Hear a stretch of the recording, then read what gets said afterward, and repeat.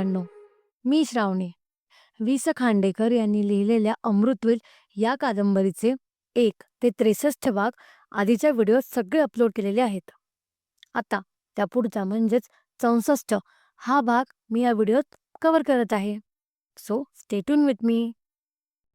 भाग 64. चिरंजीव देवदत्त यास अनेक आशीर्वाद. या पत्राचं अक्षर पाहताच तुझ्या तळपायाची आग मस्तकाला जाईल. पत्राचे तुकडे तुकडे करून तू ते वाऱ्यावर फेकून देशील. म्हणून आरंभीच पदर पसरून तुझ्यापाशी एक भीक मागते.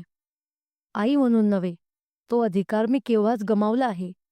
पण देवाच्या दुनियेतलं एक दुर्दैवी माणूस तरी. बाळा देवदत्ता, माझी ही कहाणी ऐकून घ्यायची कृपा करशील ना?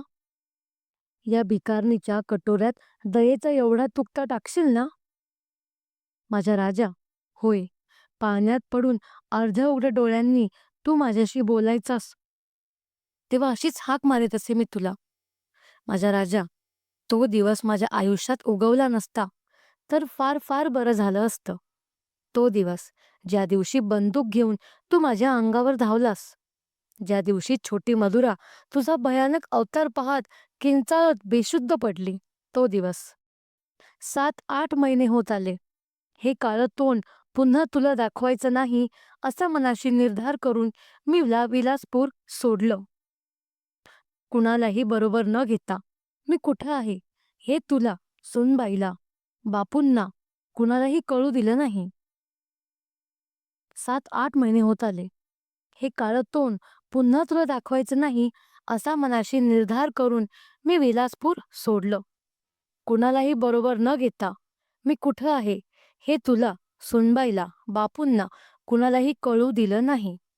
मात्र प्रत्येक रात्री उशीवर डोकं ठेवलं की मनात येतं, त्या दिवशी मी मेले असते तर या यमयातनांतून मुक्त झाले असते. देवदत्ताची भरलेली बंदूक मी सहज उचलली आणि ती अचानक उडाली असा कबुली जबाब मी दिला असता. मग तुझ्या मांडीवर डोकं ठेवून कायमचे डोळे मिटले असते. पण तेवढं कुठं माझं भाग्य आहे. जगातल्या कुठल्याही आईनं आपल्या मुलाला लिहिलं नसेल असं हे पत्र लिहिण्यासाठी मी जिवंत राहावं अशी देवाची इच्छा होती.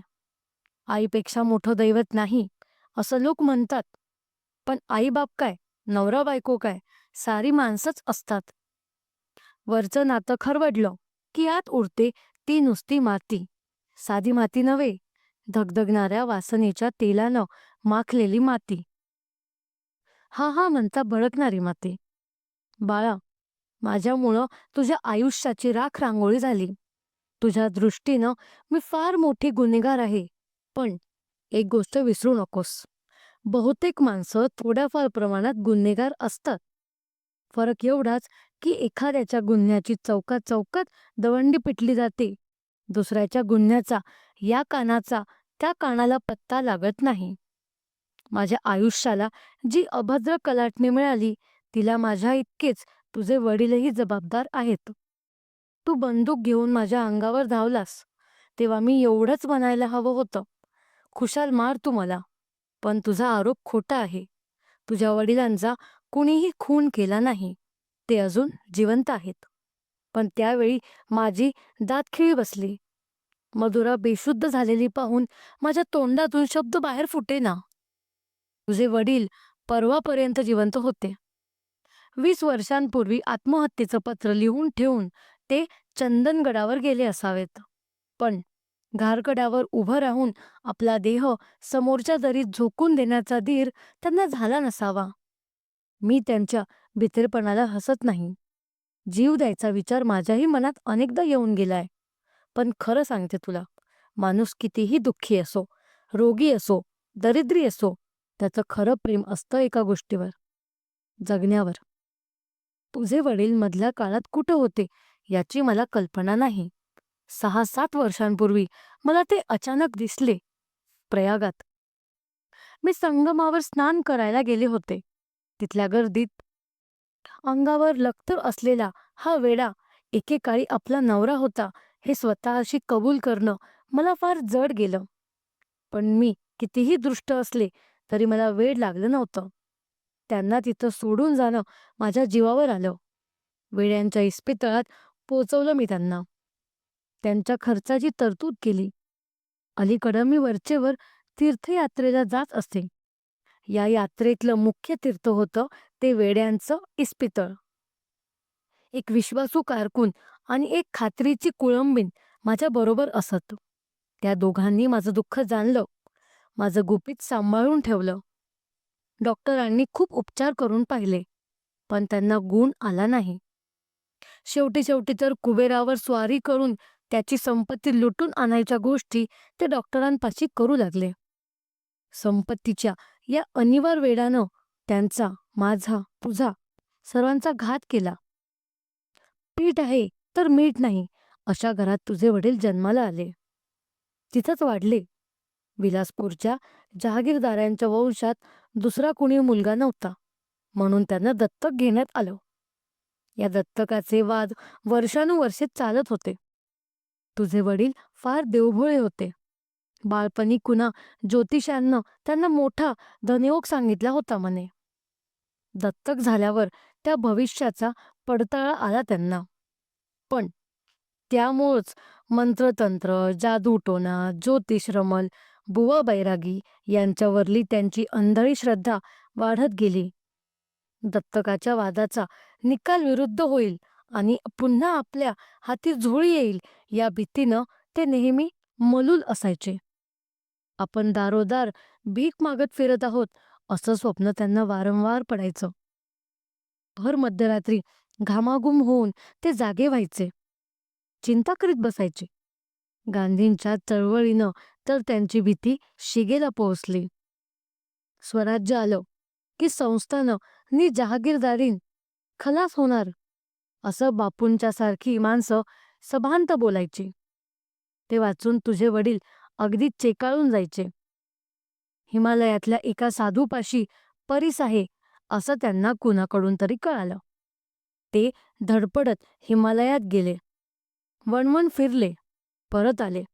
ते एका गोऱ्या गोमट्या तरण्या ताठ्या बुवाला बरोबर घेऊन. आपल्या बिंबीतून त्यानं लक्ष्मीची मूर्ती काढून दाखवली होती त्यांना. ती पाहून हा बुवा मंत्रतंत्रानं आपल्यावर पैशांचा पाऊस पाडील अशा आशेनं ते त्याला घेऊन आले. तो बुवा आला आणि तुझ्या वडिलांचं हे वेड आणि त्यापायी माझ्याकडं होणारं त्यांचं दुर्लक्ष मी कसंबसं शोषित होते. पण कुबेराचं भांडार व्हावं म्हणून या बुवानं तुझ्या वडिलांना जे नियम पाळायला लावले त्यातला पहिला होता कडक ब्रह्मचर्याचा. कळू लागल्यापासून कुठलीही इच्छा आवरायला कुणी मला शिकवलं नव्हतं. तुझे वडील तर माझ्या पदराचा वारासुद्धा वर्ज्य मानू लागले. अजून तो दिवस आठवतो मला. विषमज्वरानं मी फणफणले होते. त्यांनी हात फिरवला नाही, पण छाछू असं काहीतरी पुटपुटत चिमूटभर अंगारा त्यांनी दुरून माझ्यावर फेकला आणि आता हिला कळी काळाचं सुद्धा भय नाही असं म्हणत ते बाहेर निघून गेले. शरीरसुख हा नवरा बायकोंच्या मनाची जुळणी करणारा एक नाजूक दुवा असतो. तोच तुझ्या वडिलांनी तोडून टाकला. निष्प्रेम आयुष्यामुळं माझ्या साऱ्या भावना करपून गेल्या. शरीरसुखाखेरीज पती पत्नींना परस्परांच्या सहवासाची आणि सहानुभूतीची सदैव गरज असते. पण ही गोष्ट तुझ्या वडिलांच्या ग्वाहीची नव्हती. सुखासाठी भुकेलेलं शरीर आणि मायेसाठी तहानलेलं मन यांनी मला जीव नको नकोसा केला. माझ्या संसारात विष कालवणाऱ्या त्या बुवाचा सूड घ्यायचं मी ठरवलं. तो मी घेतला. त्याला मोह घालून पापाच्या खोल खोल दरीत ढकलताना त्याच्या पाठोपाठ मीही गडगडत त्या दरीत गेले. एवढं कसं बसं लिहिलं. आता माझ्या पुढच्या अधपाताची कहाणी कोणत्या शब्दाने तुला सांगू? जे करायची लाज वाटत नाही ते सांगायला माणूस का शरमतो? पाप घुबडासारखं असतं का? काळोखच त्याला आवडतो? तू मला निर्लज्ज म्हण, पण या शेवटच्या घटकेला तुझ्यापासून काही काही चोरून ठेवायचं नाही मला. त्या बुवाचा सूड घेतल्याच्या समाधानात माझा दिवस जाई. पण रात्र झाली की सुखासाठी हपापलेलं शरीर त्याच्या घट्ट मिठीच्या कल्पनेनं मोहरून जाईल. मांत्रिकाच्या हातातून निसटलेल्या नागिनीसारखी माझी वासना मोकाट सुटली. इतकी की काही वेळा मलाच त्याची भीती वाटू लागली. त्या बुवाच्या भगव्या वस्त्राखाली आमचं पाप बरेच दिवस लपून राहिलं. पण शेवटी तुझ्या भोळ्या वडिलांना सुद्धा त्यांचा संशय आला. आमच्यावर त्यांनी पाळत ठेवली. त्या बुवाला लवकरच आपलं चंबू गव्हाळं गुंडाळून पळून जावं लागलं. हे प्रकरण सुरू असतानाच गावातल्या एका प्रौढ लोकप्रिय डॉक्टरांशी माझी मैत्री झाली होती. पाप करणाऱ्यांना हुशार वकील आणि डॉक्टर यांचा मोठा आधार असतो. या डॉक्टरांना आपल्या कामाचा मोबदला पैशात नको होता. झालं, माझी प्रकृती वारंवार बिघडू लागली. मुंबई पुण्यातल्या बड्या डॉक्टरांना सुद्धा माझ्या रोगाचं निदान करता येईना. रात्री अपरात्री मला डॉक्टरांची जरूर लागे, म्हणून ते कुटुंबवत्सल गृहस्थ रात्रभर आमच्या बंगल्यावरच राहू लागले. जंगलात लागलेला वणवा कधी लवकर विझलाय का? माझ्या आजाराचं खरं स्वरूप लवकरच तुझ्या वडिलांच्या लक्षात आलं. अफाट संपत्ती मिळवण्याचे त्यांचे सारे दैवी प्रयत्न फसले होते. ते स्वतःवर आणि जगावर चिडले होते. त्या आगीत हे तेल पडलं. चंदनगडावर आपण आत्महत्या करीत आहोत असं पत्र मागं ठेवून ते एके दिवशी नाहीसे झाले. तू 9-10 वर्षांचा होतास तेव्हा. डॉक्टरांच्या माझ्याशी चालणाऱ्या सलगीचा अर्थ तुला लवकरच समजू लागला. या भीतीनं मी बैचेन झाले. मी डॉक्टरांना सल्ला विचारला. ते स्वतः मनसोक्त मद्यपान करीत असत. मलाही त्यांचं वावडं नव्हतं. तुझं मन बोथट करण्याकरिता आमच्या बैठकीत त्यांनी तुला सामील करून घेतलं. माझ्या हातानं मद्याचा पहिला प्याला मी तुझ्या हाती दिला. आता मी कायमची निर्भय झाले असं मला वाटलं. दारूसारखाच पापाचाही कैफ चढतो हे खरं. त्या कैफात मी चांडाळणीनं पोटच्या गोळ्याला एका भयंकर व्यसनाच्या गर्तेत ढकललं. नरकाच्या राजरस्त्यानं अशी धावत होते मी, पण मध्येच मागं पडलेल्या स्वर्गाच्या पाऊलवाटेची मला आठवण होई. बापूंच्या बायकोचा हेवा वाटे.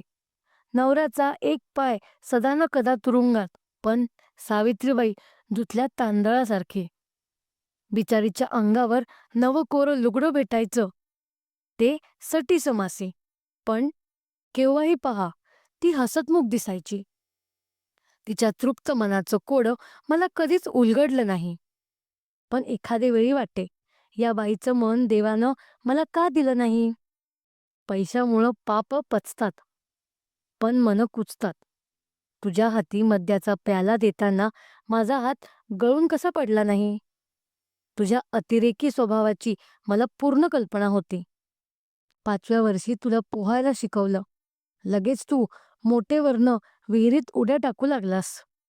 नाठा घोडं तुला अधिक आवडायचं.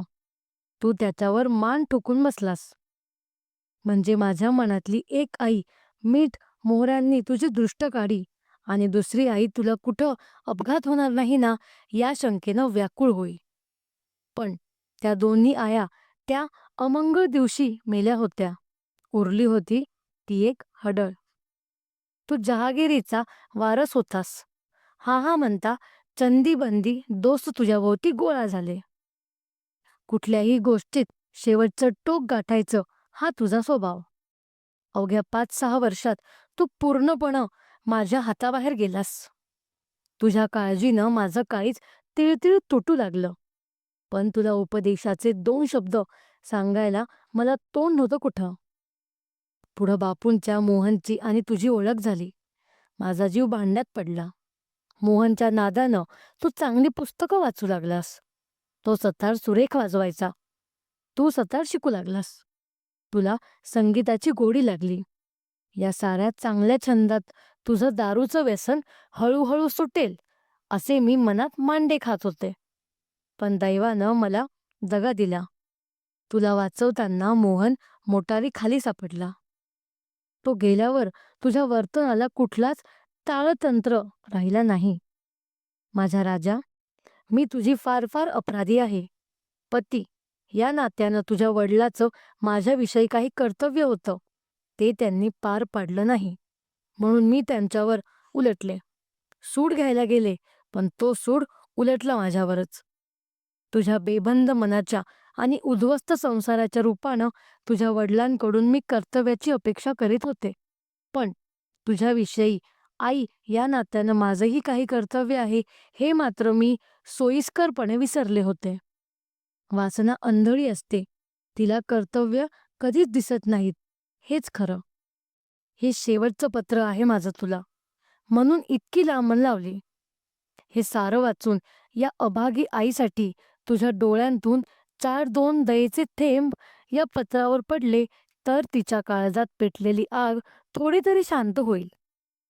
आई म्हणून नव्हे, तर आयुष्यातले सारे कडू अनुभव घेतलेली एक बाई म्हणून मी तुझ्याकडे एक मागणं मागते. मागच्या साऱ्या काळ्या कुट्ट गोष्टी मनाच्या पाटीवरून पुसून टाक. शिकार करताना जे धैर्य तू नेहमी दाखवतोस त्याच्या प्रत्येक मोहाच्या क्षणी तुझ्या अंगी संचार होऊ दे. वसू वेडी आहे. तिला तुझं मन कळत नाही. तुला सांभाळता आलं नाही. पण तुझं तिच्याविषयी काही कर्तव्य आहे. तिच्याकडे लक्ष दे. निदान मधुरेसाठी तरी. माझ्या, तुझ्या नि वसूच्या अपराधांबद्दल त्या अशरफ पोरानं काय म्हणून प्रायश्चित्त भोगावं? अंगात ताप असेपर्यंत मनुष्य बडबडत राहतो. ताप उतरला की त्याला थकवा येतो. स्वस्थ पडून राहावंसं वाटतं. माझी स्थिती आता तशीच झाली आहे. मागच्या आठवड्यात तुझ्या वडिलांना देवाज्ञा झाली. वेड्यांच्या इस्पितळात. पहाटे गंगास्नानाला जाऊन काळजातला डोम कायमचा विझवायला मोकळी झाली आहे मी आता. एकच शंका सारखी मनास टोचते. या पापिणीला गंगामाई तरी मायेनं पोटीशी घेईल का? खरंच मेल्यावर नरकात तरी मला जागा मिळेल का? तिथं पिचत पडलेले पापी प्राणी माझी चाहूल लागताच सारी दारं बंद करून घेणार नाहीत ना? माझ्या राजा, तुला आई होती हे विसरून जा. मात्र एक गोष्ट लक्षात ठेव. आयुष्यात फुलायचं असतं, जळायचं असतं. माझ्यासारखं कुजायचं नसतं.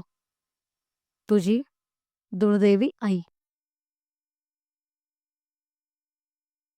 अशाच सुंदर सुंदर ऑडिओ बुकसाठी आमच्या चॅनलला लाईक, शेअर आणि सबस्क्राईब करा. So stay tune with me. ऐकत राहा आणि स्वतःची काळजी घ्या.